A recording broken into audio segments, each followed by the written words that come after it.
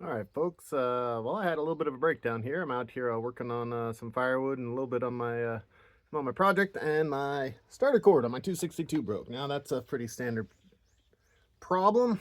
Should know how to fix that, but I'm gonna put a little twist on it because I don't have my starter cord. So I am going to commit a sacrilege here and repair this with some 550 paracord that I happen to have, just so I can get this baby running again, finish out my work day. And I'm actually kind of curious. Everybody says don't use 550 cord, and I would absolutely never recommend doing it, but that's what I have.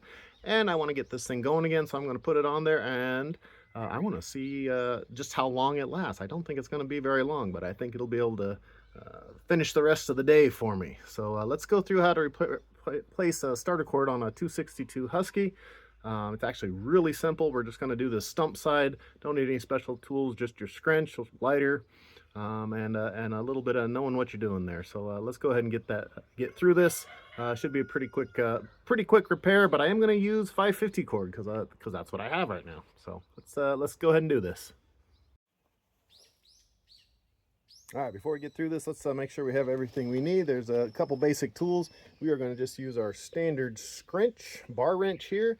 Some people call it a scrench or a bar wrench. You see that what we need that for is these three screws here. They'll take a Phillips or a normal. The bar wrench that we use, I actually prefer to call it a bar wrench. I never liked calling it a scrench. Just the standard what came with your saw. And like I said, I don't have a roll of starter cord here with me, so I'm just going to use some generic 550 cord.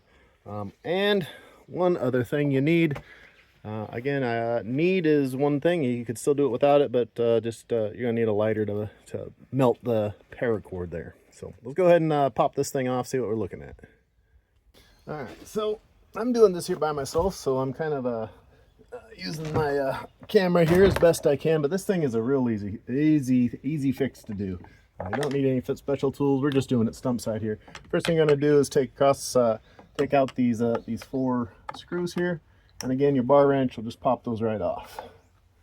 Now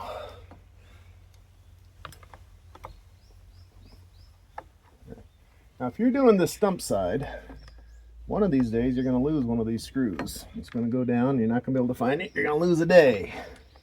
But I'm going to try not to do that here.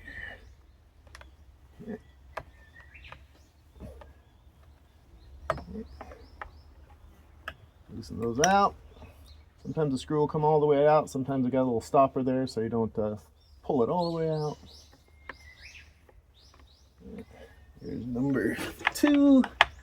Get number 3 down here, and this is just your cover for your starter. This is a little Husqvarna 262 XP. Wonderful saw, quick and responsive. Doesn't quite have the low end torque of, say, a 266.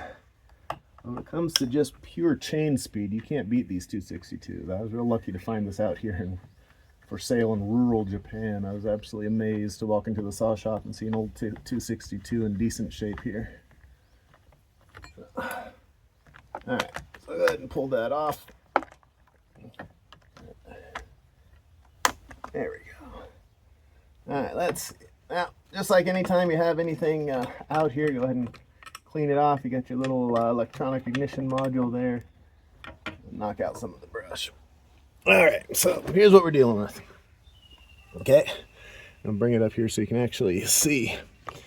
Okay, so cord broke off in there, and 2 things you need to notice: this little hole here, that is what we're going to be using, and then this is how we're going to wind it. You don't have to take anything else apart. Absolutely nothing else needs to be taken apart here. Let me go ahead and pop my glasses on so I can see what I'm doing. None of us are getting any younger. Okay, make sure there's nope, I do not see any remains of the rope. So whatever this rope was, whatever was left in here, that's all you got. So that's too short. Okay, way too short. But let's go ahead and pop this off. Okay, forgot one more thing. You do need a little needle nose plier. If you don't have one, then you can probably make a stick work. Okay, but having a little multi-tool here makes your life a lot easier. Okay, you're gonna pull the old rope out just like that. Okay, set that aside. Now, 550 cord is not the recommended use for a starter cord. I can already hear the old guys screaming at me for even thinking about this, okay? But it is a little bit thinner, so you can get a little bit more on there. Make sure you don't bottom out. So, again, take your little, this little Gerber multi-tool, pop it off. All right, before you do anything, one thing you want to do, okay, go ahead, this little nylon ends, just gonna light it on fire. Okay, get it burning, get it melting. You just don't want it fraying out. Okay, get it going, nice and melted, and then just rub a little point on it as it cools. Okay, it'll cool pretty quick. Okay, and do the other end here too. Right, super easy. Absolutely nothing to it. Okay, get it melted, get a nice little goopy melted thing, and then just use a knife edge. I'm using a log there. That's just to get a bit of a point on it, okay? Okay, now what we're going to do is we're going to thread it down through here, and it's going to sit right here on top. Okay, and we're going to suck it down in there. Okay, and so you're going to want a little knot at the end of this to catch that, but it can't be too big, otherwise it's going to jam up the works there. It's not going to, but you can't make it too small either. Okay. Okay. So that should be about right. Okay.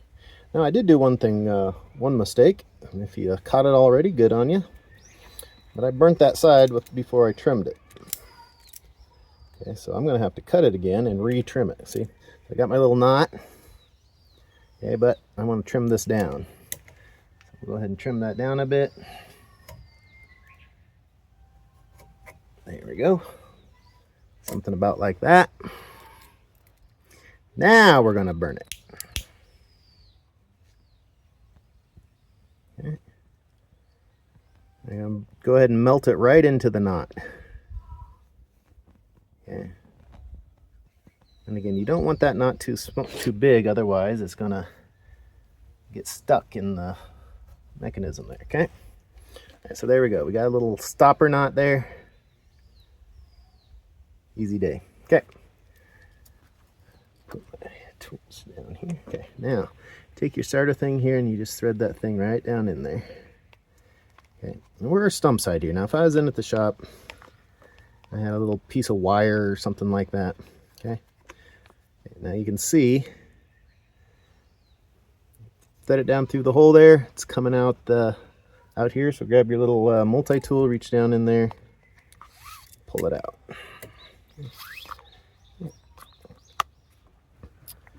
Now, that knot should be small enough not to get too bound up in there. Okay, but I'm gonna turn it over just a little bit, try to get it so it's a little bit more flush.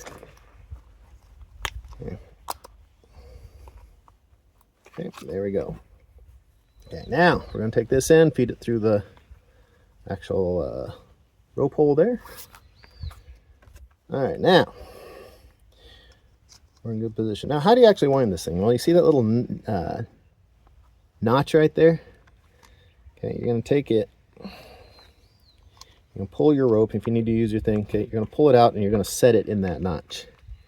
Okay, and now, oh, do I have a, nope, there it goes. Okay, and now you just wind it up like that. Now, before you do that,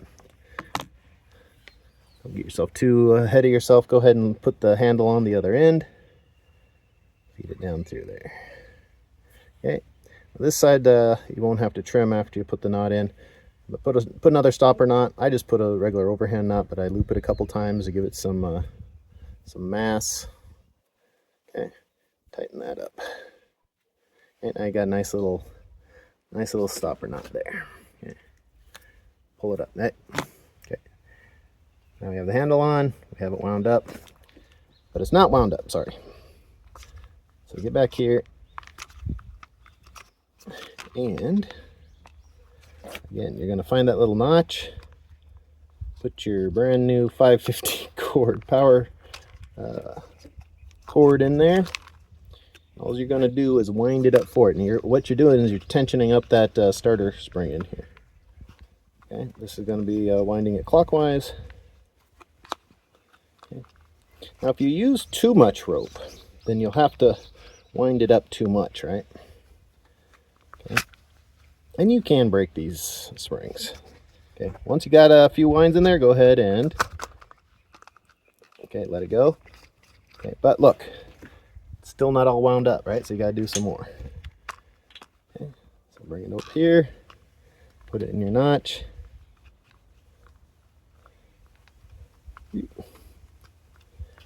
And give it a couple more winds.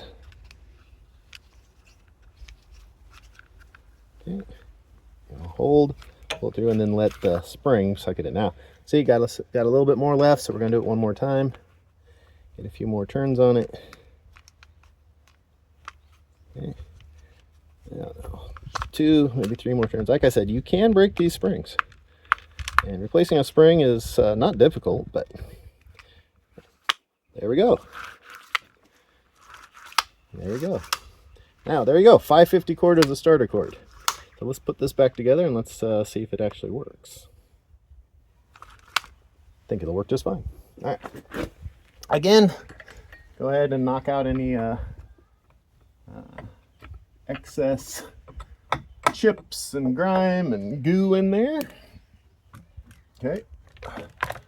Screws are still in there, so I'll take my bar wrench here. Put that back in there like so.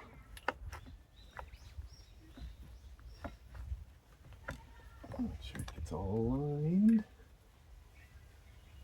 There's a little spacer in there that sometimes doesn't, there we go, yeah. Sometimes gets out of alignment. You think you're turning it, but you're not, but I think we're good here.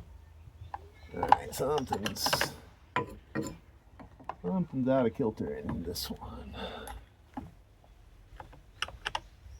No, it's fine. Just not recessed. All right.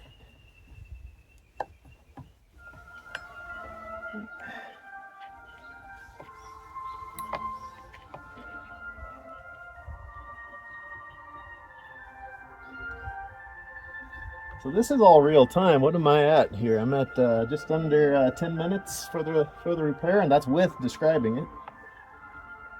Right. So the main lesson you learned here is not how easy this is but to make sure you remember to bring your starter forward.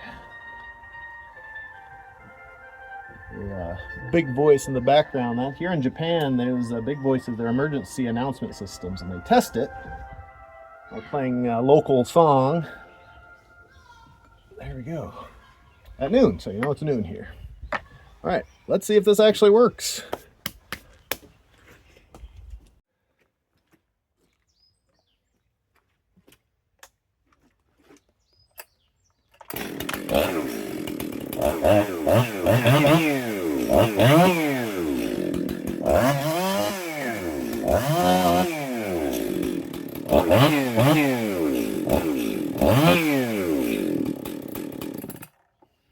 There we go.